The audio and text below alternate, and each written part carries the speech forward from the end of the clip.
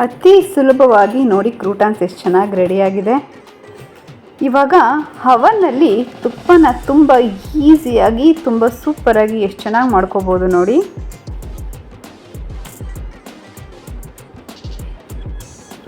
ಹಾಗೆ ಹವನಲ್ಲಿ ಪಾಪ್ಕಾರ್ನ್ ಅಂತಂದರೆ ಎಷ್ಟು ಚೆನ್ನಾಗಿರುತ್ತಲ್ವಾ. ಮತ್ತು ಜೋಳ ಬೇಯಿಸೋದಕ್ಕೆ ಕುಕ್ಕರ್ ಇಟ್ಟು ಎಷ್ಟು ಸರ್ಕಸ್ ಮಾಡಬೇಕಲ್ವಾ. ಈಗ ಅವನಲ್ಲಿ 2 ನಿಮಿಷಕ್ಕೆ ರೆಡಿ ಆಗುತ್ತೆ.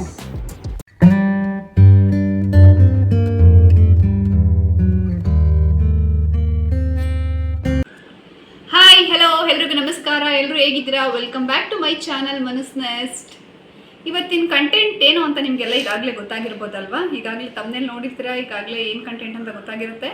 ಹೌದು, ಇವತ್ತು ನಾನು ಮೈಕ್ರೋವೇವ್ ಅವನ್ ಬಗ್ಗೆ ಒಂದಷ್ಟು ಟಿಪ್ಸ್ನ ಕೊಡೋಣ ಅಂತ ಹೇಳಿ ಈ ವಿಡಿಯೋನ ಮಾಡ್ತಾ ಇದ್ದೀನಿ. ನಾನು ನನ್ನ ಕುಕ್ಕಿಂಗ್ ಮಾಡಬೇಕಾದ್ರೆ ನಾನು ಜಾಸ್ತಿ ಈಸಿ ಕುಕ್ಕಿಂಗ್ನ ಇಷ್ಟಪಡ್ತೀನಿ. ಕ್ವಿಕ್ಕಾಗಿ ಈಸಿಯಾಗಿ ಆಗಬೇಕು, ತುಂಬ ರಿಸ್ಕ್ ತೊಗೊಂಡು ಆ ಥರದ್ದೆಲ್ಲ ಮಾಡ್ತೀನಿ. ಬಟ್ ಕಡಿಮೆ, ಕೆಲವೊಂದು ರೆಸಿಪಿಗಳಿಗೆ ಆ ಥರ ಮಾಡಲೇಬೇಕಾಗುತ್ತೆ, ಹಾಗಾಗಿ ಮಾಡ್ತೀನಿ. ಬಟ್ ತೀರಾ ಕಡಿಮೆ, ತುಂಬ ಕ್ವಿಕ್ಕಾಗಿ ಮಾಡುವಂಥ ರೆಸಿಪಿಗಳನ್ನ ನಾನು ತುಂಬ ಇಷ್ಟಪಡ್ತೀನಿ. ಮತ್ತು ಅಡುಗೆ ಮಾಡಬೇಕಾದ್ರೂ ಅಷ್ಟೇ ಟೈಮಿಂಗ್ಸ್ ತುಂಬ ಕಡಿಮೆ ತೊಗೊಂಡು ನಾನು ಅಡುಗೆ ಮಾಡೋದಕ್ಕೂ ಕೂಡ ತುಂಬ ಇಷ್ಟಪಡ್ತೀನಿ. ಹಾಗಾಗಿ ಅವನ್ನು ನನ್ನ ಕಿಚನಲ್ಲಿ ತುಂಬ ಮುಖ್ಯ ಪಾತ್ರನ ವಹಿಸುತ್ತೆ. ತುಂಬ ಕೆಲಸಗಳಿಗೆ ನನಗೆ ಅವನ್ನು ಯೂಸ್ಫುಲ್ ಆಗಿದೆ. ನಾನು ಅಡುಗೆ ಮಾಡಬೇಕಾದ್ರೆಲ್ಲ ಯಾವ ಥರ ಅವನ್ನು ಯೂಸ್ ಮಾಡಿಕೊಂಡು ಅಡುಗೆನ ಮಾಡ್ತೀನಿ ಕ್ವಿಕ್ಕಾಗಿ ಅಂತ ನಾನು ಈ ವಿಡಿಯೋದಲ್ಲಿ ಆ ಥರ ಯಾವ್ಯಾವ ಟಿಪ್ಸ್ಗಳಿದೆ, ಅಡುಗೆ ಮಾಡಬೇಕಾದ್ರೆ ಎಷ್ಟು ಈಸಿಯಾಗಿ ಮಾಡ್ಕೋಬೋದು, ಹೆಲ್ದಿಯಾಗಿ ಕೂಡ ಕೆಲವೊಂದು ರೆಸಿಪಿಗಳನ್ನ ಮಾಡ್ಕೋಬೋದು, ಎಣ್ಣೆ ಇಲ್ಲದೆ ಇರುವಂತಹ ರೆಸಿಪಿಗಳನ್ನ ಕೂಡ ಇಲ್ಲಿ ಮಾಡ್ಕೋಬೋದು ಅನ್ನೋದನ್ನ ನಾನಿಲ್ಲಿ ಈ ವಿಡಿಯೋದಲ್ಲಿ ಫುಲ್ಲು ಡೀಟೇಲಾಗಿ ಒಂದಷ್ಟು ಟಿಪ್ಸ್, 11 ಟಿಪ್ಸ್ನ ನಾನು ನಿಮ್ಮ ಜೊತೆ ಶೇರ್ ಮಾಡಿದ್ದೀನಿ. ಇನ್ನೂ ಒಂದಷ್ಟಿದೆ, ಆದರೆ ವಿಡಿಯೋ ಲೆಂತ್ ಆಗುತ್ತೆ ಅಂತೇಳಿ 11 ಟಿಪ್ಸ್ನ ನಾನು ಈ ವಿಡಿಯೋದಲ್ಲಿ ಶೇರ್ ಮಾಡ್ತಾ ಇದ್ದೀನಿ. ಬನ್ನಿ ನೋಡೋಣ ಯಾವುದೆಲ್ಲ ಟಿಪ್ಸ್ ಇದೆ ಅಂತ. ಅದಕ್ಕಿಂತ ಮುಂಚೆ ಯಾರೆಲ್ಲ ನನ್ನ ಚಾನಲ್ನ ಸಬ್ಸ್ಕ್ರೈಬ್ ಮಾಡಿಲ್ವೋ ಮತ್ತು ಇನ್ನೂ ಲೈಕ್ ಬಟನ್ನ ಪ್ರೆಸ್ ಮಾಡಿಲ್ವೋ ದಯವಿಟ್ಟು ಲೈಕ್ ಮಾಡಿ, ಸಬ್ಸ್ಕ್ರೈಬ್ ಮಾಡಿ. ಬನ್ನಿ ಮಾಡಾಯ್ತಾ, ಬನ್ನಿ ನೋಡ್ಕೊಂಬರೋಣ ಹೇಗಿದೆ ಟಿಪ್ಸ್ ಅಂತ ಹೇಳಿ.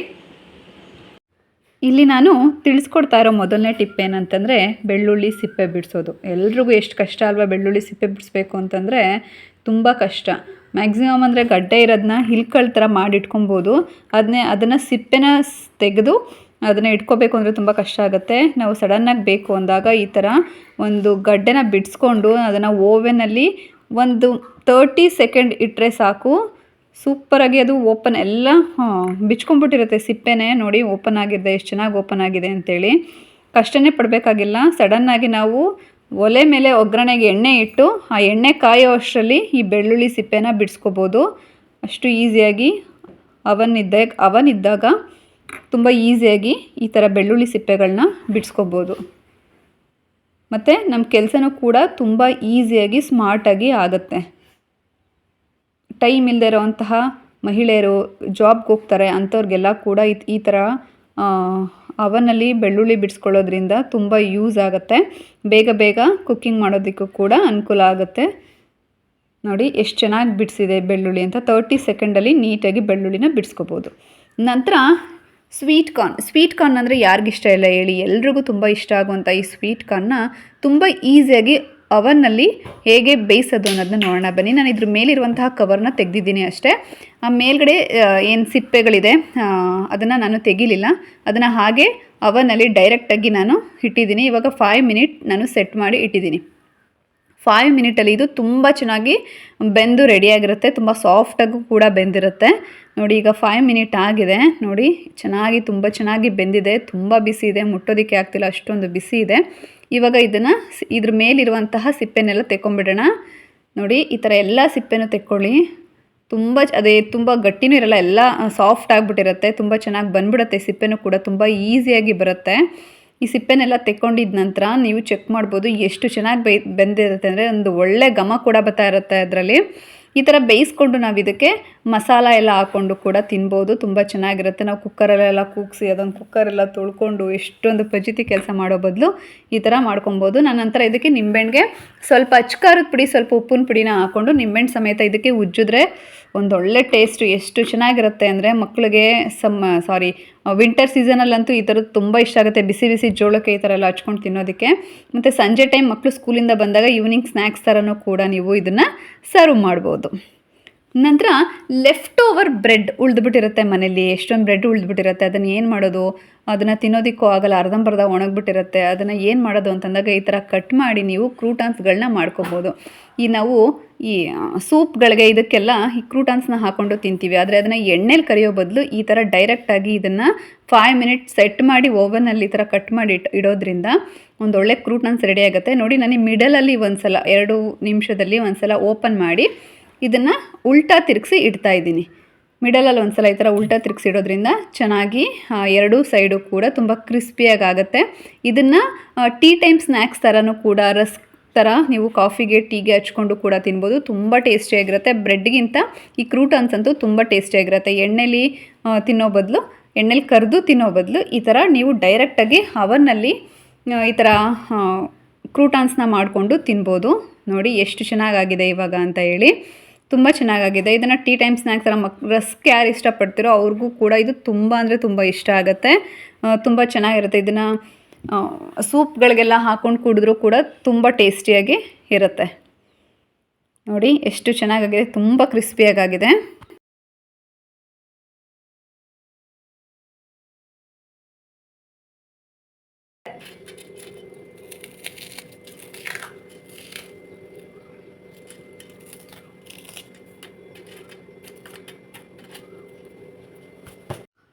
ನೆಕ್ಸ್ಟು ಪಾಪ್ಕಾರ್ನ್ ಅಂದರೆ ಯಾರಿಗಿಷ್ಟ ಇಲ್ಲ ಹೇಳಿ, ಎಲ್ರಿಗೂ ತುಂಬ ಇಷ್ಟ ಆಗುತ್ತೆ. ಇದನ್ನು ಕೂಡ ಅವನಲ್ಲಿ ತುಂಬ ಸುಲಭವಾಗಿ ಮಾಡ್ಕೋಬೋದು. ನೋಡಿ, ನಾನಿಲ್ಲಿ ಕಾರ್ನ್ನ ಹಾಕ್ಕೊಂಡಿದ್ದೀನಿ. ಇದಕ್ಕೆ ಸ್ವಲ್ಪ ಎಣ್ಣೆ, ಸ್ವಲ್ಪ ಉಪ್ಪಿನ ಪುಡಿ, ಸ್ವಲ್ಪ ಅಚ್ಕಾರದ ಪುಡಿ, ಇದಿಷ್ಟೂ ಹಾಕ್ಕೊಂಡು ನೀಟಾಗಿ ಮಿಕ್ಸ್ ಮಾಡ್ಕೋಬೇಕಾಗತ್ತೆ. ಇದಕ್ಕೆ ನೀವು ಸ್ವಲ್ಪ ಟೇಸ್ಟಿಂಗ್ ಪೌಡ್ರ್ ಹಾಕೋಬೋದು, ಗರಂ ಮಸಾಲ ಹಾಕೋಬೋದು, ಬಟರ್ ಹಾಕೋಬೋದು, ನಿಮ್ಗೆ ಯಾವ ಫ್ಲೇವರ್ ಏನು ಇಷ್ಟ ಆಗುತ್ತೋ ಅದನ್ನು ಹಾಕೊಬೋದು. ಇದನ್ನು ಇಷ್ಟನ್ನು ಹಾಕ್ಕೊಂಡು ನೀಟಾಗಿ ಮಿಕ್ಸ್ ಮಾಡಿ, ನಾನಿಲ್ಲಿ ಬರೀ ಎಣ್ಣೆ, ಉಪ್ಪು ಮತ್ತು ಅಚ್ಕಾರದ ಪುಡಿನ ಸೇರಿಸ್ಕೊಂಡಿದ್ದೀನಿ. ಇದನ್ನು ನೀಟಾಗಿ ಮಿಕ್ಸ್ ಮಾಡಿ ಅವನ್ನಲ್ಲಿ ಒಂದು 5 ಮಿನಿಟ್ಸ್ ಸೆಟ್ ಮಾಡಿ ಇಡಬೇಕು. 5 ಮಿನಿಟ್ಸ್ ಸೆಟ್ ಮಾಡಿಟ್ರೆ ನೀಟಾಗಿ ಇದು ರೆಡಿ ಆಗುತ್ತೆ. ಅದಕ್ಕಿಂತ ಮುಂಚೆ ಅದ್ರ ಮೇಲೆ ಲೂಸ್ ಆಗಿರುವಂತಹ ಒಂದು ಲಿಡ್ನ ಮುಚ್ಚಬೇಕಾಗುತ್ತೆ. ತುಂಬ ಟೈಟಾಗಿರೋದು ಮುಚ್ಚಬಾರ್ದು, ಸ್ವಲ್ಪ ಲೂಸ್ ಆಗಿರೋದು. ಯಾಕಂದರೆ ಇಲ್ಲಾಂದರೆ ಅವನ್ ತುಂಬ ಪಾಪ್ಕಾರ್ನ್ಗಳು ಆಗಿರುತ್ತೆ. ಹಾಗಾಗಿ ಅದ್ರ ಮೇಲೆ ಒಂದು ಲೂಸ್ ಆಗಿರುವಂಥ ಒಂದು ಲಿಡ್ನ ಕ್ಲೋಸ್ ಮಾಡಿ ಇವಾಗ ಇಟ್ಟಿದ್ದೀನಿ. ನೋಡಿ ಎಷ್ಟು ಚೆನ್ನಾಗಾಗಿದೆ ಪಾಪ್ಕಾರ್ನ್, ಅಂದರೆ ತುಂಬ ಚೆನ್ನಾಗಿದೆ. ತುಂಬ ಟೇಸ್ಟಿಯಾಗಿ ಕೂಡ ಇರುತ್ತೆ. ನೋಡಿ, ಈ ಥರ ಪಾಪ್ಕಾರ್ನ್ನ ಕೆಲವೇ ನಿಮಿಷಗಳಲ್ಲಿ ನೀವು ಈಗ ಅವನ್ನಲ್ಲಿ ಮಾಡ್ಕೋಬೋದು. ನಂತರ ಮನೇಲಿ ಎಷ್ಟೊಂದು ಥರ ಸೊಪ್ಪುಗಳಿರುತ್ತೆ. ಈಗ ನೋಡಿ, ಇಲ್ಲಿ ಕರಿಬೇವಿನ ಸೊಪ್ಪಿದೆ, ಮೆಂತ್ಯ ಸೊಪ್ಪಿರುತ್ತೆ, ಕೆಲವೊಂದು ಸಲ ಪುದೀನ ಸೊಪ್ಪು, ಈ ಥರದ್ದೆಲ್ಲ ತುಂಬ ಜಾಸ್ತಿ ಇರುತ್ತೆ. ಅದನ್ನು ಜಾಸ್ತಿ ಫ್ರಿಜ್ಜಲ್ಲಿ ಇಟ್ಕೊಳ್ಳೋಕ್ಕಾಗಲ್ಲ, ಎಲ್ಲ ಕೊಳ್ತೋಗ್ಬಿಡುತ್ತೆ. ಹಾಗಾಗಿ ಇದನ್ನು ನಾವು ಡ್ರೈ ಮಾಡಿ ಇಟ್ಕೋಬೇಕಾಗತ್ತೆ. ಮೆಂತ್ಯ ಸೊಪ್ಪು ಅಷ್ಟೇ, ಅದನ್ನು ಡ್ರೈ ಮಾಡಿ ಇಟ್ಕೋಬೇಕಾಗತ್ತೆ. ಕಸೂರಿ ಮೇಥಿ ಮಾಡ್ಕೋಬೋದು. ಅದೇ ಥರ ನೋಡಿ, ಈ ಥರ ಸೊಪ್ಪುಗಳನ್ನ ನಾವು ಹಿಂಗೆ ನೀಟಾಗಿ ತೊಳೆದು ಅದನ್ನು ಹಾರಾಕಿ ಅದನ್ನು ಒಂದು ಈ ಥರ ಅವನ್ ಟ್ರೇನಲ್ಲಿ ಇಟ್ಕೊಂಡು ಇದನ್ನು ಡ್ರೈ ಮಾಡ್ಕೋಬೋದು. ಇದನ್ನು ಡ್ರೈ ಮಾಡೋದಕ್ಕೆ ಇಟ್ಟಿರೋದ್ರ ಜೊತೆಗೆ ನಿಂಬೆಹಣ್ಣುಗಳನ್ನು ಕೂಡ ಅಷ್ಟೇ, ಕೆಲವೊಂದು ನಿಂಬೆಹಣ್ಣಲ್ಲಿ ಹುಳಿನೇ ಬರೋದಿಲ್ಲ. ಅಂಥ ಟೈಮಲ್ಲಿ ನೀವು ಒಂದು ಬಟ್ಲಿಗೆ ಈ ನಿಂಬೆಹಣ್ಣ ಕಟ್ ಮಾಡಿ ಈ ಥರ ಅವನ್ನಲ್ಲಿ ಇಡೋದ್ರಿಂದ 2-3 ನಿಮಿಷ ಅಂತನಲ್ಲ, 1 ನಿಮಿಷ ಸಾಕು, ಎಲ್ಲ ನಿಂಬೆಹಣ್ಣು ರಸನೂ ಕೂಡ ಅದು ಬಿಟ್ಟುಬಿಟ್ಟಿರುತ್ತೆ. ಅಷ್ಟು ನನಗೆ ಎರಡನ್ನೂ ಕೂಡ ಜೊತೆಲೇ ಇಟ್ಟಿದ್ದೀನಿ, ಕರಿಬೇವಿನ ಸೊಪ್ಪು ಮತ್ತು ನಿಂಬೆಹಣ್ಣು ಎರಡನ್ನೂ ಕೂಡ ಜೊತೆಗೆ ಇಟ್ಟಿದ್ದೀನಿ. ನೋಡಿ, ನಿಂಬೆಹಣ್ಣು ಎಷ್ಟು ಚೆನ್ನಾಗಿ ಬಿಟ್ಟಿದೆ ರಸನ ಅಂತಂದರೆ ಅದರೊಳಗಡೆ ಒಂಚೂರು ರಸ ಇಲ್ಲ, ಅಷ್ಟು ಚೆನ್ನಾಗಿ ನೋಡಿ ಫುಲ್ಲು ಅದರಲ್ಲಿ ಎಷ್ಟು ರಸ ಇರುತ್ತೆ ಅಷ್ಟು ರಸನೂ ಕೂಡ ಕಂಪ್ಲೀಟಾಗಿ ಬಿಟ್ಟಿದೆ. 1 ನಿಮಿಷ ಸಾಕು, ಫುಲ್ಲು ರಸ ಬಿಟ್ಬಿಡುತ್ತೆ. ನೋಡಿ ಎಷ್ಟು ರಸ ಇದೆ. ಅದೇ ಕೈಯಲ್ಲಿ ತೆಗೆದ್ರೆ ನಾವು ಇಷ್ಟೊಂದು ರಸ ಬಿಡೋದೇ ಇಲ್ಲ ನಿಂಬೆಹಣ್ಣಲ್ಲಿ. ತುಂಬ ಈಸಿಯಾಗಿ ಈ ಥರ ನಿಂಬೆಹಣ್ಣಲ್ಲಿ ಜ್ಯೂಸನ್ನ ತೆಗೆದಿಟ್ಕೊಬೋದು. ನಂತರ ನೋಡಿ, ಇಲ್ಲಿ ಕರಿಬೇವಿನ ಸೊಪ್ಪನ್ನು ಕೂಡ ನಾನು ಇದ್ರ ಜೊತೆಗೆ ಸ್ವಲ್ಪ ಇರೋದ್ರಿಂದ ನಾನು ಇದ್ರ ಜೊತೆನೇ ನಿಂಬೆಹಣ್ಣು ಇಟ್ಟಿದ್ದೆ. ನೋಡಿ, ಕರಿಬೇವಿನ ಸೊಪ್ಪು ಇನ್ನೊಂದು ಸ್ವಲ್ಪ ಆಗಬೇಕಾಗಿದೆ. ಹಾಗಾಗಿ 1 ನಿಮಿಷ ನಾನು ಇದನ್ನು ಅವನಲ್ಲಿ ಇಟ್ಟಿದ್ದೀನಿ. ನೋಡಿ, ಇದನ್ನು ಅವನಲ್ಲಿ ಇಟ್ಟು ತೆಗೆದ ನಂತರ ಎಷ್ಟು ಕ್ರಿಸ್ಪಿಯಾಗಿದೆ ಅಂದರೆ ಪೌಡರ್ ಥರ. ನೋಡಿ, ಕೈಯಲ್ಲೇ ಪೌಡರ್ ಮಾಡಿಬಿಡ್ಬೋದು, ಅಷ್ಟು ಕ್ರಿಸ್ಪಿಯಾಗಿದೆ. ಇದನ್ನು ನಾವು ಸಲಾಡ್ಗಳಿಗೆ, ಯಾವ್ದಾರ ಅಡುಗೆಗಳಿಗೆ ಎಲ್ಲದಕ್ಕೂ ಕೂಡ ಉಪಯೋಗಿಸ್ಕೋಬೋದು. ಕಸೂರಿ ಮೇಥಿನೂ ಕೂಡ ಸೇಮ್ ಇದೇ ಮೆಥಡಲ್ಲಿ ಮಾಡ್ಕೋಬೋದು. ನೋಡಿ, ಇವಾಗ ನಾನಿಲ್ಲಿ ಡೈಲಿ ಹಾಲಲ್ಲಿ ತೆಗೆದಿರೋಂತಹ ಕೆನೆನ ಎತ್ತಿಟ್ಕೊಂಡಿದ್ದೀನಿ. ಈ ಕೆನೆಯಿಂದ ಡೈರೆಕ್ಟಾಗಿ ನಾವು ತುಪ್ಪ ಮಾಡ್ಕೋಬೋದು. ಕೆನೆನ ತೆಗೆದು ಇದರಲ್ಲಿ ನಾವು ಬೆಣ್ಣೆನ ತೆಗೆದು ನಂತರ ನಾವು ತುಪ್ಪನ ಮಾಡ್ಕೋತೀವಿ. ಆದರೆ ಇವಾಗ ಇಲ್ಲಿ ಏನು ಕೆನೆ ಇದೆ ಇದರಿಂದನೇ ಡೈರೆಕ್ಟಾಗಿ ನಾವು ತುಪ್ಪನ ಮಾಡ್ಕೊಬೋದು. ನಾನಿಲ್ಲಿ 2ರಿಂದ 2.5 ಸ್ಪೂನಷ್ಟು ನಾನಿಲ್ಲಿ ಕೆನೆನ ತೆಗೆದು ಒಂದು ಗ್ಲಾಸ್ ಬೌಲ್ಗೆ ಹಾಕ್ಕೊತಾ ಇದ್ದೀನಿ. ಇವಾಗ ಇದನ್ನು ಅವನ್ನಲ್ಲಿ ಇಡೋಣ. ಒಂದು 5 ನಿಮಿಷ ಸೆಟ್ ಮಾಡಿ ಇಡೋಣ. 5 ನಿಮಿಷ ಸೆಟ್ ಮಾಡಿ ಇವಾಗ ಇದನ್ನು ಕರ್ಗೋದಕ್ಕೆ ಬಿಟ್ಬಿಡೋಣ. ಇದು ಉಕ್ಕು ಬರೋ ಚಾನ್ಸಸ್ ಇರುತ್ತೆ, ಒಂದು ಸ್ವಲ್ಪ ಕಡಿಮೆನೇ ಹಾಕ್ಕೊಳ್ಳಿ. ನಂತರ ಮಿಡಲಲ್ಲಿ ಒಂದು ಸಲ ನಾವು ಇದನ್ನು ಓಪನ್ ಮಾಡಿ ತಿರುಗಿಸ್ಕೋಬೇಕಾಗತ್ತೆ. ಯಾಕಂತಂದರೆ ಇದು ಉಕ್ಕು ಬರೋ ಚಾನ್ಸಸ್ ತುಂಬ ಜಾಸ್ತಿ ಇರುತ್ತೆ. ಅವಾಗ ನೀಟಾಗಿ ಮಿಕ್ಸ್ ಮಾಡೋದ್ರಿಂದ ಎಲ್ಲ ಕಡೆನೂ ಕೂಡ ಈಕ್ವಲ್ ಆಗಿ ತುಪ್ಪ ಕರೆಕ್ಟಾಗಿ ಆಗುತ್ತೆ. ಹಾಗಾಗಿ ಮಿಡಲಲ್ಲಿ ಒಂದು ಸಲ ತೆಗೆದು ತಿರುಗಿಸ್ಕೊಬೇಕು. ನೋಡಿ ಇವಾಗ 5 ಮಿನಿಟ್ ಆಗಿದೆ. ತುಂಬ ಚೆನ್ನಾಗಿ ತುಪ್ಪ ರೆಡಿಯಾಗಿರುತ್ತೆ. ನೋಡೋಣ ಬನ್ನಿ. ನೋಡಿ ಇವಾಗ ತುಂಬ ಚೆನ್ನಾಗಿ ಎಷ್ಟು ಚೆನ್ನಾಗಿ ತುಪ್ಪ ರೆಡಿಯಾಗಿದೆ ಗೊತ್ತಾ? ತುಂಬ ಚೆನ್ನಾಗಿ ರೆಡಿಯಾಗಿದೆ. ನಾವು ಅರ್ಜೆಂಟಾಗಿ ಇವಾಗ ಏನಕ್ಕಾದರೂ ಇವಾಗ ದೇವ್ರ ದೀಪ ಹಚ್ಚೋಕ್ಕಾಗಿರ್ಬೋದು ಅಥವಾ ಏನಕ್ಕಾದ್ರೂ ನೈವೇದ್ಯಕ್ಕೆ ಫ್ರೆಶ್ ಆಗಿರುವಂತಹ ತುಪ್ಪ ಬೇಕಾಗುತ್ತೆ. ಆವಾಗ ನಾವು ಬೆಣ್ಣೆ ತೆಗೆದು ತುಪ್ಪ ಎಲ್ಲ ಮಾಡೋದಕ್ಕೆ ಟೈಮ್ ಇಲ್ಲ ಅಂದಾಗ ಈ ಥರ ತುಪ್ಪನ ಈಸಿಯಾಗಿ ಬೇಗ ಮಾಡ್ಕೊಬೋದು. ಸಾಮಾನ್ಯವಾಗಿ ದೇವ್ರ ದೀಪಗಳಿಗೆ ಅಂದರೆ ನಾವು ಯೂಸ್ ಮಾಡಿರುವಂಥ ತುಪ್ಪನ ಉಪಯೋಗಿಸ್ಬಾರ್ದು. ಹಾಗಾಗಿ ಎಕ್ಸ್ಟ್ರಾ ದೇವ್ರಿಗೆ ಅಂತಲೇ ಸೆಪ್ರೇಟ್ ಇಟ್ಕೋಬೇಕು. ತುಪ್ಪ ಖಾಲಿ ಆಗಿಬಿಟ್ಟಿರುತ್ತೆ ಅಂಥ ಟೈಮಲ್ಲಿ ನೀವು ಈ ಥರ ಮಾಡಿಕೊಂಡು ದೇವ್ರ ದೀಪ ಕೂಡ ಹಚ್ಬೋದು. ಮತ್ತು ನೈವೇದ್ಯಕ್ಕೂ ಕೂಡ ಈ ಥರ ತುಪ್ಪನ ಮಾಡಿಕೊಂಡು ಉಪಯೋಗಿಸ್ಕೊಬೋದು. ನೋಡಿ ಇಷ್ಟು ತುಪ್ಪ ಬಂದಿದೆ. ನಾನು ಅಷ್ಟು ಕೆನೆಯಲ್ಲಿ ಇಷ್ಟು ತುಪ್ಪ ಬಂದಿದೆ. ನೆಕ್ಸ್ಟ್ ಟಿಪ್ ಏನಂತಂದರೆ, ನಾವು ಎಗ್ ಬುರ್ಜಿ ಮಾಡಬೇಕು ಅಂತಂದರೆ ಬಾಣಲಿ ಇಟ್ಕೊಂಡೆಲ್ಲ ಎಷ್ಟು ಕಷ್ಟಪಟ್ಟು ಮಾಡ್ತೀವಲ್ವ, ತುಂಬ ಈಸಿಯಾಗಿ ಎಗ್ ಬುರ್ಜಿನ ನಾವು ಈಗ ಅವನಲ್ಲಿ ಮಾಡ್ಕೊಬೋದು. ನಾನಿಲ್ಲಿ ಒಂದು ಮೊಟ್ಟೆನ ಹಾಕ್ಕೊಂಡಿದ್ದೀನಿ. ಮೊಟ್ಟೆ ಹಾಕ್ಕೊಂಡು ಇದಕ್ಕೆ ಒಂದು ಈರುಳ್ಳಿನ ಸಣ್ಣದಾಗಿ ಹಚ್ಕೊಂಡು ಸೇರಿಸ್ಕೊಂಡಿದ್ದೀನಿ. ನಂತರ ಒಂದು ಟೊಮೆಟೊನೂ ಕೂಡ ಸೇರಿಸ್ಕೊಂಡಿದ್ದೀನಿ. ನಂತರ ಸ್ವಲ್ಪ ಕೊತ್ತಂಬರಿ ಸೊಪ್ಪು. ಇದಕ್ಕೆ ನೀವು ಬೇರೆ ವೆಜಿಟೇಬಲ್ಸ್ ಏನಾದರೂ ಬೇಕು ಅಂದರೆ ಕ್ಯಾಪ್ಸಿಕಮ್ಮು ಈ ಥರದ್ದು ಏನಾದರೂ ಬೇಕು ಅಂದರೂ ಕೂಡ ನೀವು ಸೇರಿಸ್ಕೊಬೋದು. ನಾನಿಲ್ಲಿ ಈರುಳ್ಳಿ, ಟೊಮೆಟೊ ಮತ್ತು ಕೊತ್ತಂಬರಿ ಸೊಪ್ಪು ಜೊತೆಗೆ ಸ್ವಲ್ಪ ಉಪ್ಪಿನ ಪುಡಿ ಮತ್ತು ಸ್ವಲ್ಪ ಅಚ್ಕಾರದ ಪುಡಿ. ನೀವು ಅಚ್ಕಾರದ ಪುಡಿ ಬದಲು ಹಸಿಮೆಣ್ಸಿನ್ಕಾಯಿನೂ ಕೂಡ ಯೂಸ್ ಮಾಡ್ಬೋದು. ಸ್ವಲ್ಪ ಅಚ್ಕಾರದ ಪುಡಿನ ಸೇರಿಸ್ಕೊಂಡು ಇದನ್ನು ನೀಟಾಗಿ ಮಿಕ್ಸ್ ಮಾಡ್ಕೋಬೇಕಾಗತ್ತೆ. ಅದಕ್ಕಿಂತ ಮುಂಚೆ ಇದಕ್ಕೆ ಒಂದು 2 ರಿಂದ 3 ಸ್ಪೂನಷ್ಟು ನೀವು ಹಾಲನ್ನ ಸೇರಿಸ್ಕೊಳ್ಳಿ. ನೋಡಿ ಇದನ್ನು ಮಿಕ್ಸ್ ಮಾಡ್ಕೊಂಡಿದ್ದ ನಂತರ ನಾನು ಹಾಲನ್ನ ಸೇರಿಸ್ಕೊತಾ ಇದ್ದೀನಿ. ನೋಡಿ ಈ ಥರ ನೀಟಾಗಿ ಮಿಕ್ಸ್ ಮಾಡ್ಕೊಬೇಕಾಗತ್ತೆ. ಇದನ್ನು ಮಿಕ್ಸ್ ಮಾಡಿದ ನಂತರ ಒಂದು 2 ರಿಂದ 3 ಸ್ಪೂನಷ್ಟು ಹಾಲನ್ನ ಸೇರಿಸ್ಕೊಳ್ಳೋದ್ರಿಂದ ತುಂಬ ಚೆನ್ನಾಗಾಗುತ್ತೆ. ಎಗ್ ಬುರ್ಜಿ ಆಗಿರ್ಬೋದು ಅಥವಾ ಆಮ್ಲೆಟ್ ಆಗಿರ್ಬೋದು. ಸ್ವಲ್ಪ ಹಾಲನ್ನ ಸೇರಿಸ್ಕೊಳ್ಳಿ. ನಿಮ್ಗೆ ಚೀಸ್ ಅವೈಲಬಲ್ ಇದೆ ನಿಮ್ಮ ಮನೇಲಿ ಅಂತಂದರೆ ಸ್ವಲ್ಪ ಚೀಸ್ನೂ ಕೂಡ ಸೇರಿಸ್ಕೊಳ್ಳಿ. ತುಂಬ ಚೆನ್ನಾಗಾಗುತ್ತೆ ಎಗ್ ಬುರ್ಜಿ. ಇವಾಗ ನಾನು ಇದನ್ನು ಕೂಡ ಒಂದು 3 to 5 ಮಿನಿಟು ಇದನ್ನು ಅವನಲ್ಲಿ ಸೆಟ್ ಮಾಡಿ ಇಡ್ತಾ ಇದ್ದೀನಿ. ಆ್ಯಕ್ಚುಲಿ ಈ ಬೌಲು ತುಂಬ ಲೇಟ್ ಆಗುತ್ತೆ. ಈ ಥರ ಬೌಲ್ಗಳು ಅವನಲ್ಲಿ ತುಂಬ ಲೇಟ್ ಆಗುತ್ತೆ. ಹಾಗಾಗಿ ನಾನು ಬೌಲ್ನ ಚೇಂಜ್ ಮಾಡಿ ಬೇರೆ ಬೌಲಲ್ಲಿ ಹಾಕಿ ಇಟ್ಟಿದ್ದೀನಿ. ಇದನ್ನು ಕೂಡ ಮಿಡಲಲ್ಲಿ ಒಂದು ಸಲ ತೆಗೆದು ತಿರುಗಿಸ್ಕೊಬೇಕಾಗತ್ತೆ. ಅದು ಈವನ್ನಾಗಿ ಎಲ್ಲ ಕಡೆಯೂ ಬೇಯೋದಕ್ಕೋಸ್ಕರ ನಾವು ಈ ಥರ ಮಾಡೋದು. ಮಿಡಲಲ್ಲಿ ಒಂದು ಸಲ ತೆಗೆದು ನೀಟಾಗಿ ಎಲ್ಲನೂ ಕೂಡ ತಿರುಗಿಸ್ಕೊಂಡು ಇಡಬೇಕಾಗತ್ತೆ. ತುಂಬ ಈಸಿಯಾಗಿ, ಅಂದರೆ ಪಾತ್ರೆಗಳು ಕಡಿಮೆ ಆಗುತ್ತೆ. ಈಗ ಎಗ್ ಬುರ್ಜಿ ಮಾಡಬೇಕು ಅಂದರೆ ಒಂದು ಬಾಣಲಿಯಿಂದ ಹಿಡಿದು ಎಷ್ಟು ಪಾತ್ರೆಗಳಾಗ್ತಾ ಇರುತ್ತೆ. ಆದರೆ ಇದೊಂದು ಸಣ್ಣ ಬೌಲಲ್ಲಿ ನಾವು ಎಗ್ ಬುರ್ಜಿನ ಮಾಡ್ಕೊಬೋದು. ಇದನ್ನು ಸಂಜೆ ಮಕ್ಕಳು ಬಂದಾಗ ಈವ್ನಿಂಗ್ ಸ್ನ್ಯಾಕ್ಸ್ ಥರನೂ ಕೂಡ ಇದನ್ನು ಕೊಡ್ಬೋದು. ಈಗ ಎಗ್ ಬುರ್ಜಿ ರೆಡಿಯಾಗಿದೆ. ಇದನ್ನು ನಾವು ರಸಮ್ ಜೊತೆಗಾಗಿರ್ಬೋದು ಅಥವಾ ಬೇಳೆ ಸಾರು ಜೊತೆಗಾಗಿರ್ಬೋದು ಎಲ್ಲಾದರೂ ಜೊತೆಗೂ ಕೂಡ ನೆಂಚ್ಕೊಂಡು ತಿನ್ನೋದಕ್ಕೂ ಕೂಡ ತುಂಬ ಚೆನ್ನಾಗಿರುತ್ತೆ. ಹಾಗೆ ಸಂಜೆ ಮಕ್ಕಳು ಸ್ಕೂಲಿಂದ ಬಂದಾಗ ಅಥವಾ ಬೆಳಗ್ಗೆ ಹೊತ್ತು ಬ್ರೇಕ್ಫಾಸ್ಟ್ಗೂ ಕೂಡ ಇದನ್ನು ಬ್ರೆಡ್ ಜೊತೆ ಇಟ್ಟು ಇದನ್ನು ಕೊಡೋದ್ರಿಂದನೂ ಕೂಡ ಮಕ್ಕಳಿಗೆ ತುಂಬ ಇಷ್ಟ ಆಗುತ್ತೆ ಈ ಥರ ರೆಸಿಪೀಸ್ಗಳು. ಇದನ್ನು ನೋಡಿ ಎಷ್ಟು ಚೆನ್ನಾಗಿ ರೆಡಿಯಾಗಿದೆ ಅಂದರೆ ಎಗ್ ಬುರ್ಜಿ ನಾವು ಬಾಣಲಿಲಿ ಮಾಡಿದಾಗಲೂ ಕೂಡ ಇಷ್ಟು ಚೆನ್ನಾಗಿ ರೆಡಿ ಆಗೋದಿಲ್ಲ. ಅಷ್ಟು ತುಂಬ ಚೆನ್ನಾಗಿ ರೆಡಿಯಾಗಿದೆ. ಇವಾಗ ನಾನು ಇದನ್ನು ಮಗನಿಗೆ ಕೊಡೋದಕ್ಕೆ ಅಂತ ಹೇಳಿ ನೋಡಿ ಬ್ರೆಡ್ ಇದೆಯಲ್ಲ, ಇದೆರಡು ಮಧ್ಯೆ ನಾನು ಇದನ್ನು ಎಗ್ ಬುರ್ಜಿನ ಹಾಕಿ ಕೊಡ್ತಾ ಇದ್ದೀನಿ. ಇದನ್ನು ಬ್ರೇಕ್ಫಾಸ್ಟ್ ಥರನೂ ಕೊಡ್ಬೋದು. ನೀವು ಈವ್ನಿಂಗ್ ಸ್ನ್ಯಾಕ್ಸ್ ಥರನೂ ಕೂಡ ಇದನ್ನು ಮಕ್ಕಳಿಗೆ ಸರ್ವ್ ಮಾಡ್ಬೋದು. ತುಂಬ ಇಷ್ಟಪಟ್ಟು ಈ ಎಗ್ ಬುರ್ಜಿನ ತಿಂತಾರೆ. ಇದಕ್ಕೆ ಸ್ವಲ್ಪ ವೆಜಿಟೇಬಲ್ಸ್ನೂ ಕೂಡ ನೀವು ಹಾಕ್ಕೊಡಿ. ಆವಾಗ ಅವ್ರಿಗೆ ವೆಜಿಟೇಬಲ್ಸ್ ಎತ್ತಿಡೋ ಅಂತಹ ಪ್ರಮೇಯನೇ ಬರೋದಿಲ್ಲ. ಅದನ್ನೂ ಕೂಡ ಇದರ ಜೊತೆಗೆ ಇಷ್ಟಪಟ್ಟು ತಿಂತಾರೆ. ನೋಡಿ ಎಷ್ಟು ಚೆನ್ನಾಗಿ ಬರ್ತಿದೆ ಅಲ್ವಾ ಇದು. ಇವಾಗ ಇದ್ರ ಮೇಲೆ ಇನ್ನೊಂದು ಬ್ರೆಡ್ನ ಇಟ್ಟು ಸ್ವಲ್ಪ ನೀಟಾಗಿ ಪ್ರೆಸ್ ಮಾಡಿ ಮಧ್ಯದಲ್ಲಿ ಕಟ್ ಮಾಡ್ಕೋಬೇಕಾಗತ್ತೆ. ಮಧ್ಯದಲ್ಲಿ ಕಟ್ ಮಾಡಿಕೊಡಿ. ತುಂಬ ಅಂದರೆ ತುಂಬ ಇಷ್ಟಪಟ್ಟು ಮಕ್ಕಳು ತುಂಬ ಖುಷಿಯಿಂದ ಈ ಬ್ರೇಕ್ಫಾಸ್ಟ್ನ ಮಾಡ್ತಾರೆ ಅಥವಾ ಈ ಸ್ನ್ಯಾಕ್ಸ್ನೂ ಕೂಡ ತಿಂತಾರೆ. ನೋಡಿ ಎಷ್ಟು ಚೆನ್ನಾಗಿ ಕಾಣಿಸ್ತಿದೆ. ಮಕ್ಕಳಿಗೆ ಎಲ್ಲ ನಾವು ಕೂಡ ಬ್ರೇಕ್ಫಾಸ್ಟ್ ಆಗಿ ಈ ರೆಸಿಪಿನ ತೊಗೋಬೋದು. ನೋಡಿ ಎಷ್ಟು ಈಸಿಯಾಗಿ ಅವನಲ್ಲಿ ಆಗುವಂಥ ಒಂದು ಬ್ರೇಕ್ಫಾಸ್ಟ್. ನಂತರ ನೋಡಿ ಟೊಮೆಟೊ ನಾವು ಎಷ್ಟೊಂದಕ್ಕೆಲ್ಲ ಟೊಮೆಟೊ ಪ್ಯೂರಿ ಆಗಿರ್ಬೋದು, ಸಾಂಬಾರುಗಳಿಗೆ ಟೊಮೆಟೊ ಎಷ್ಟೊಂದಕ್ಕೆಲ್ಲ ಯೂಸ್ ಮಾಡ್ತೀವಿ. ಅದನ್ನು ಬೇಯಿಸ್ಕೊಂಡು ಒಂದು ಕುಕ್ಕರಲ್ಲಿ ಹಾಕಿ ಬೇಯಿಸ್ಕೊಳ್ಳೋ ಬದಲು ಈ ಥರ ಅವನಲ್ಲಿ ಒಂದು 2-3 ಮಿನಿಟ್ಸಲ್ಲಿ ಆರಾಮಾಗಿ ಬೇಯಿಸ್ಕೊಬೋದು. ನಾನಿಲ್ಲಿ ಟೊಮೆಟೊನ ಕೆಳಗಡೆ ಭಾಗನೂ ಕಟ್ ಮಾಡಿ ಮೇಲ್ಗಡೆನೂ ಕೂಡ ಕಟ್ ಮಾಡಿ ಇದನ್ನು ಬೇಯೋದಕ್ಕೆ ಇಟ್ಟಿದ್ದೀನಿ. 2 ರಿಂದ 3 ನಿಮಿಷಗಳ ಕಾಲ ಬೇಯಿಸಿದ್ರೆ ಸಾಕು.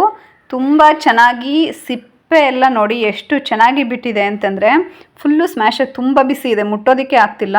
ನಾನು ನಿಮಗೆ ತೋರಿಸೋ ಪ್ರಯತ್ನ ಮಾಡ್ತಿದ್ದೀನಿ. ತುಂಬ ಅಂದರೆ 2-3 ನಿಮಿಷದಲ್ಲಿ ಇಷ್ಟು ಚೆನ್ನಾಗಿ ಬೆಂದಿದೆ. ಈ ಪ್ಯೂರಿನ ಮಾಡ್ಕೊಂಡು ನಾವು ಎಲ್ಲ ರೆಸಿಪಿಗಳಿಗೂ ಕೂಡ ತುಂಬ ಈಸಿಯಾಗಿ ಉಪಯೋಗಿಸ್ಬೋದು. ನಂತರ ನಾವು ಹಪ್ಪಳ ಆಗಿರ್ಬೋದು, ಸಂಡಿಗೆ ಆಗಿರ್ಬೋದು ಎಲ್ಲನೂ ಕೂಡ ಎಣ್ಣೆಲಿ ಕರ್ ತಿಂತೀವಿ. ಆದರೆ ಎಣ್ಣೆ ಉಪಯೋಗಿಸೋದ್ರಿಂದ ತುಂಬ ಏನೋ ಒಬೆಸಿಟಿ ಆಗಿರ್ಬೋದು ಅಥವಾ ಬೊಜ್ಜು ಈ ಥರದ್ದೆಲ್ಲ ಸಮಸ್ಯೆಗಳಿರೋದ್ರಿಂದ ನಾವೀಗ ಅವನ್ನಲ್ಲೂ ಕೂಡ ಹಪ್ಪಳನ ಸಂಡಿಗೆಯನ್ನು ಕೂಡ ಇವಾಗ ನಾವು ಬೇಯಿಸ್ಕೊಬೋದು. ನಾನು ನೋಡಿ ಈಗ ಇಲ್ಲಿ ಒಂದು ಮೈಕ್ರೋ ಓವೆನ್ ಸೇಫ್ ಪ್ಲೇಟ್ ಮೇಲೆ ಹಪ್ಪಳ ಸಂಡಿಗೆ ಎಲ್ಲ ಇಟ್ಟು ಒಂದು 2-3 ನಿಮಿಷ ಸೆಟ್ ಮಾಡಿಟ್ಟಿದ್ದೀನಿ. ಸೆಟ್ ಮಾಡಿಟ್ಟು ಇವಾಗ ತೆಗಿತಾ ಇದ್ದೀನಿ. ನೋಡಿ ಎಷ್ಟು ಚೆನ್ನಾಗಿ ರೆಡಿಯಾಗಿದೆ ಹಪ್ಪಳ ಸಂಡಿಗೆ. ಇದು ನಾನು ಮಾಡಿರುವಂತಹ ಮನೆಯಲ್ಲಿ ಮಾಡಿರುವಂಥ ಹಪ್ಪಳ, ಉದ್ದಿನ ಹಪ್ಪಳ ಮತ್ತು ಸಂಡಿಗೆ ಇದಿಷ್ಟನ್ನು ಕೂಡ ಇಟ್ಟಿದ್ದೀನಿ. ಇದಿಷ್ಟೂ ಕೂಡ ತುಂಬ ಕ್ರಿಸ್ಪಿಯಾಗಿ ತುಂಬ ಚೆನ್ನಾಗಾಗಿತ್ತು. ನೀವೊಂದ್ಸಲ ಟ್ರೈ ಮಾಡಿ. ಬರೀ ಎಣ್ಣೆ ಪದಾರ್ಥಗಳನ್ನೇ ತಿನ್ನೋ ಬದಲು ಈ ಥರನೂ ಕೂಡ ನಾವು ಅವನ್ನಲ್ಲಿ ತುಂಬ ಈಸಿಯಾಗಿ ಮಾಡ್ಕೋಬಹುದು. ನಂತರ ನೆಕ್ಸ್ಟ್ ಸ್ಟೆಪ್ ಏನಂದರೆ, ಇದು ತುಂಬ ನನಗೆ ಇಷ್ಟವಾಗಿರುವಂಥ ಟಿಪ್ಸ್ ಅಂತಲೇ ಹೇಳ್ಬೋದು. ನೋಡಿ, ಕಡಲೆಕಾಯಿ ಬೀಜ ನಾವು ಎಷ್ಟೊಂದು ಪದಾರ್ಥಗಳಿಗೆಲ್ಲ ಉಪಯೋಗಿಸ್ತೀವಿ ಮತ್ತು ಬೇಗ ಹುಳ ಆಗುವಂಥ ಒಂದು ಧಾನ್ಯ ಅಂತಲೇ ಹೇಳ್ಬೋದು. ಇದನ್ನು ನಾವು ಒಂದು ಬೌಲಷ್ಟು ತೊಗೊಂಡಿದ್ದೀನಿ. ಇದನ್ನ ಮೈಕ್ರೋ ಓವೆನ್ ಸೇಫ್ ಪ್ಲೇಟ್ ಮೇಲೆ ಹಾಕಿ ಅವನ್ನಲ್ಲಿ 2-3 ನಿಮಿಷಗಳ ಕಾಲ ಟೈಮ್ನ ಸೆಟ್ ಮಾಡಿ ಇಡ್ತಾ ಇದ್ದೀನಿ. ಇದನ್ನು 2-3 ನಿಮಿಷಗಳ ಕಾಲ ಟೈಮ್ನ ಸೆಟ್ ಮಾಡಿಟ್ಟು ಮಧ್ಯೆ ಒಂದ್ಸಲ ನಾವು ಕೈ ಆಡಿಸ್ಕೊಬೇಕಾಗತ್ತೆ, ತಿರುಗಿಸ್ಕೊಂಡು ಮತ್ತೆ ಇಡಬೇಕಾಗತ್ತೆ. ಈ ಥರ ಮಾಡ್ಕೊಳ್ಳೋದ್ರಿಂದ ತುಂಬ ದಿನಗಳವರೆಗೂ ಕಡಲೆಕಾಯಿ ಬೀಜನ ಸೇಫಾಗಿ ಇಟ್ಕೊಬೋದು. ಮತ್ತು ನಮಗೆ ಯಾವ ಅಡುಗೆಗೆ ಬೇಕಾದ್ರೆ ಆ ಅಡುಗೆಗೆ ಸಡನ್ನಾಗಿ ಅದನ್ನು ಯೂಸ್ ಮಾಡ್ಕೋಬೋದು. ಚಟ್ನಿ ಮಾಡೋದಕ್ಕಾಗಿರ್ಬೋದು, ಒಗ್ಗರಣೆಗೆ ಹಾಕೋದಕ್ಕಾಗಿರ್ಬೋದು, ತುಂಬ ಈಸಿಯಾಗಿ ಉಪಯೋಗಿಸ್ಕೋಬೋದು. ಯಾವುದೇ ಪ್ರಿಪ್ರೇಷನ್ ಇಲ್ಲ ಅಂತಂದ ಟೈಮಲ್ಲಿ ಈ ಥರ ಎಲ್ಲ ನಾವು ರೆಡಿ ಮಾಡಿ ಇಟ್ಕೊಂಡಾಗ ತುಂಬ ಈಸಿಯಾಗಿ ನಮಗೆ ಕುಕ್ಕಿಂಗ್ ಆಗೋಕ್ಕೆ ತುಂಬ ಹೆಲ್ಪ್ ಆಗುತ್ತೆ.